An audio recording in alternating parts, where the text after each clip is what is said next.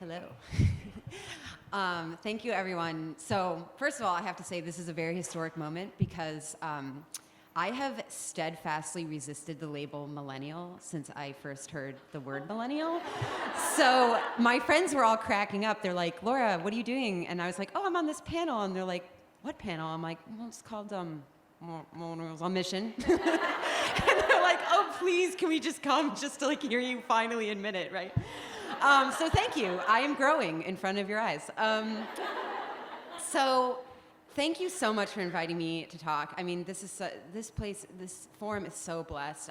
I've only been able to attend a few things, but God is clearly very present here, and he is doing a mighty work. And even sitting over there, I just couldn't believe the words that were coming out of these wonderful women's mouths. I mean, I obviously have a disability. It's rare that I hear anyone talk about it. And I'll share with you in a moment that Catherine and I actually share something very common and unique as well. And so all of these words about bringing people together in providence and God's plan, I mean, I was invited here as a speaker, and I'm feeling it as well. So please do not let the zeal die. Please, foster those friendships, bring it with you as you go home, and continue to bring the revelations that you've received in prayer to the Lord, because his spirit is so present here. I feel it so strongly. So I actually was asked to speak about femininity and authentic femininity that leads to freedom. And I think it's really funny because, these women have just been talking to you about their wonderful mission work. And I work for a very, very large international law firm. I work for as close to the man as you can possibly get.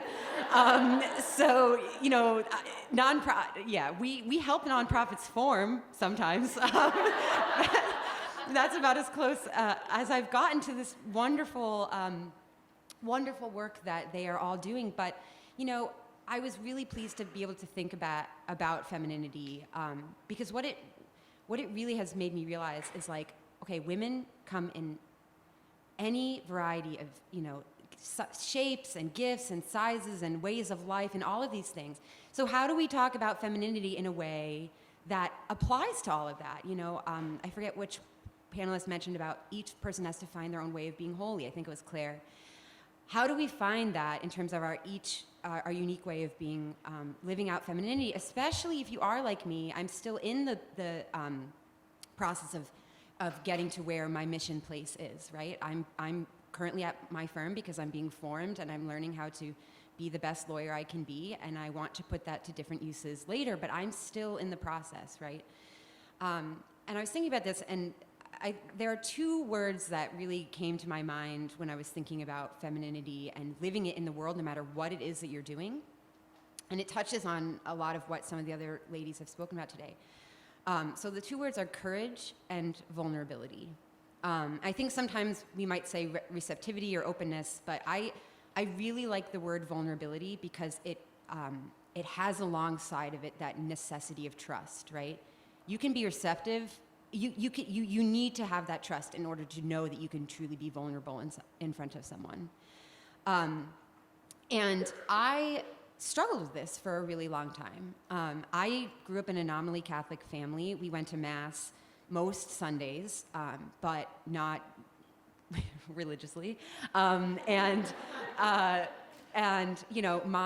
parents did their best, but they weren't catechized, and they didn't impart to us a deep faith. And I became a teenager, and I started really struggling with my disability and struggling with being frustrated and angry about it. And some other things happened in my life. And when I was 16, my brother passed away as well, from leukemia. So it was different. It was a more drawn out process, and it was horrible. And by far the greatest trauma of my life. And my parents, we completely fell apart, right? And I became very angry. I stopped going to Mass. I stopped praying. I really started thinking about, I wasn't indifferent toward God. It was worse. This is why, by the way, when you read in Scripture that being lukewarm is the worst thing, this is why. Because I wasn't lukewarm, thanks be to God. I was very, very mad. And I thought God was malevolent, and he hurt me on purpose. But I look back at that now, and I'm very grateful for that, because it was something, right? So I went to college, and I chose a very progressive liberal arts school called Swarthmore, and it's very, it just has a reputation for being very, very progressive. And I chose it in part because I was like, okay, I don't want to be religious anymore. I just want to do my own thing. I want to be free. I want to have all of the things that I've been told make women happy. And so I thought that Swarthmore would help me get there. But another great grace that I obviously had no way of knowing at the time is that, Swarthmore self-selects the students who choose to go there. And, I'm describing myself as much as anything, so this isn't meant to be pejorative, but it's quite a nerdy bunch, okay? So, like, the people who went, we weren't exactly, like, the most popular kids in school and, like, super on trend and all these things. So, what that meant was that, I came to college, I met a lot of great female friends, and we did the typical college things, we stayed up all night, we hugged a lot, we cried, we laughed, all these beautiful things. And a lot of us had not had much exposure to the hookup culture or to heavy drinking and other things like that because of what we were like in high school. And what happened, though, is that because of that, I think, at least when I was there, I got to see what happened to my friends as they began to engage in these behaviors and to sort of seek solace in hookup culture and things like that. And, it wasn't like a 180, right? It wasn't like one day they were one person and the next day they were totally different and I couldn't even recognize them anymore. It wasn't, in fact, I think if it were that drastic, like, it would be a lot easier to notice it, right? But instead, what I started noticing was just a hardening, right? The laugh, like, people didn't laugh as loud, or like the jokes became more sarcastic, or we did, instead of sharing our hearts to each other, the conversations became more crude and shallow and things like that. And again, by God's grace, that I still do not understand why I was able to see this, even though I wasn't going to Mass at the time. I saw how unattractive that was, and was able I started questioning, right? Like, if this is freedom, like, not only are you guys unhappy, but you're, like, way unhappier than you were 6 months ago. And that, it doesn't make any sense. Like, this is supposed to make us happy and supposed to make us equal to men, right? So I really, because of the particular place and where I was at the time, it really preserved me from making certain decisions that I probably would have come to regret a lot later on in life. So, and that was the thing, like, that was the thing that started me back on the road to thinking about, like, what do I believe in, and is there a God, and why would he do these things to me? And it really was the beginning of a very long journey that ended up in, me starting to go back to Mass again and really revitalizing and refining my faith. So fast forward a few years, I've now graduated from undergrad, and I'm working in Philadelphia as a social worker. I thought, at the time, I thought I was going to get my PhD in psychology. And so I'm working with clients who are on Medicaid, or receiving Medicaid rather, and they live in Philadelphia, and other welfare benefits. And so it's a completely different population. I go from hanging out with people who are very, privileged and have a great education and lots of wonderful support to a population of folks who are really struggling to get their daily needs met. But I started noticing the same patterns in the women I interacted with. I mean, never unkind, never hurtful toward me, but I mean, honestly, like, the best word I can use to describe it is armor. Just a complete protectiveness and guardedness, right? The same sorts of things that I saw my girlfriends from college do, just like, I'm not going to let you in. And I would sometimes hear some of my clients say things that, like, sent chills down my spine because they said them so nonchalantly, as though it was such like an everyday occurrence, things that to me would be like earth-shattering. And it really made me, there are things, the memories I still have that like I really grieve for these women and wonder where they are now because of the things that they told me they had been through.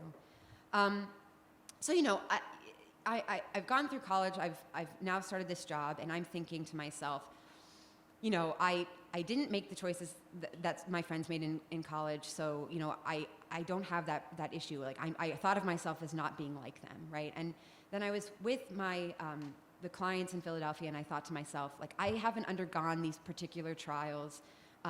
They've suffered far worse than me. I'm not like them, right? Like, I still couldn't figure out what my problem was, why I still couldn't, I'd become closer to God, but I still was standing a little bit, we were still at a distance, even though I had gone back to the sacraments and everything else.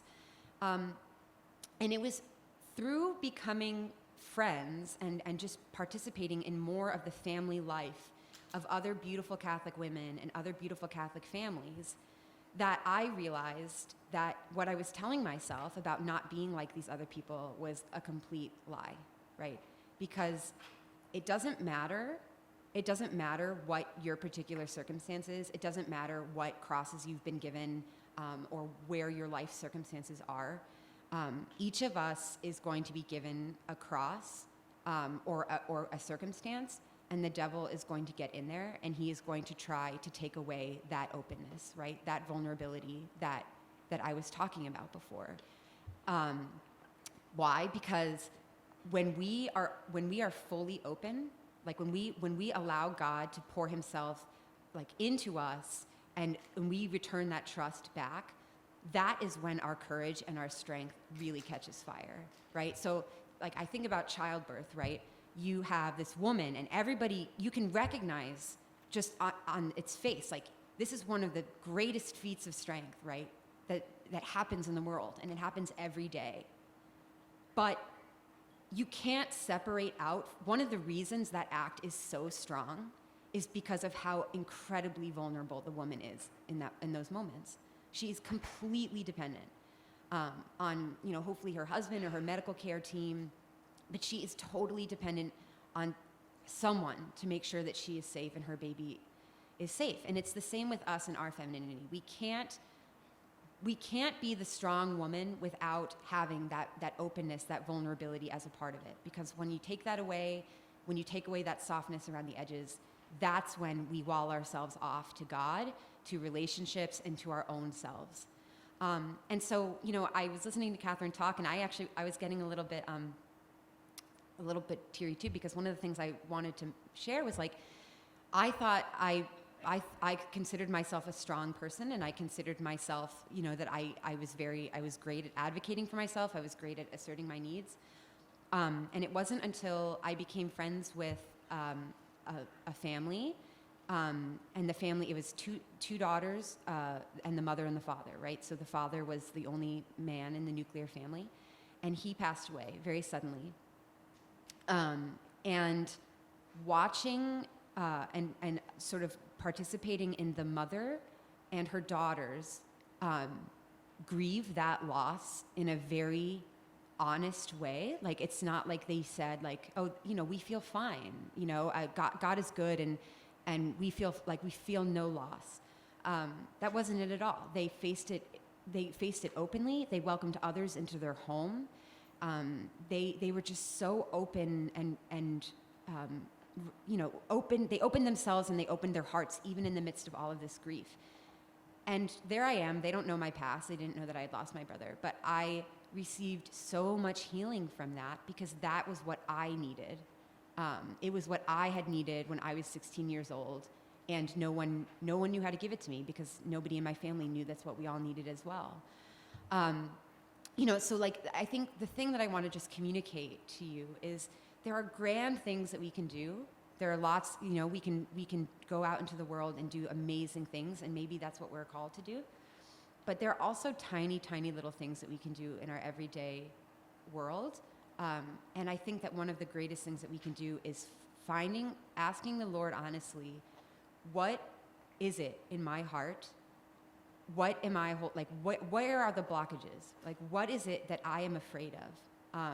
And how do I use defense mechanisms to prevent you from getting there? And it can be something so subtle, like, okay, I had an argument with my friend, and I know I need to apologize. I could call her, or I could send her a text, right? Okay, I'll just send her the text, right? Like, why? Because you don't have to look in their face, right? And you don't have to hear the voice, and you don't have to hear the person say, like, yes, you're right, that really did hurt me. That's a defense mechanism, right? It's a defense mechanism because it's easier on your heart. Or maybe, like we said, like Netflix, it's like, I've had a really hard day. I know I need to go to the Lord with prayer, but I'm just going to push it back, and sort of not confront this because it's easier than to own up to like my fear and my vulnerability.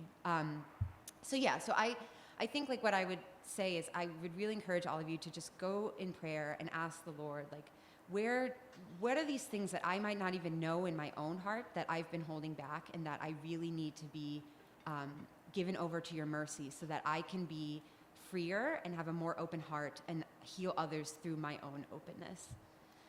So thanks so much.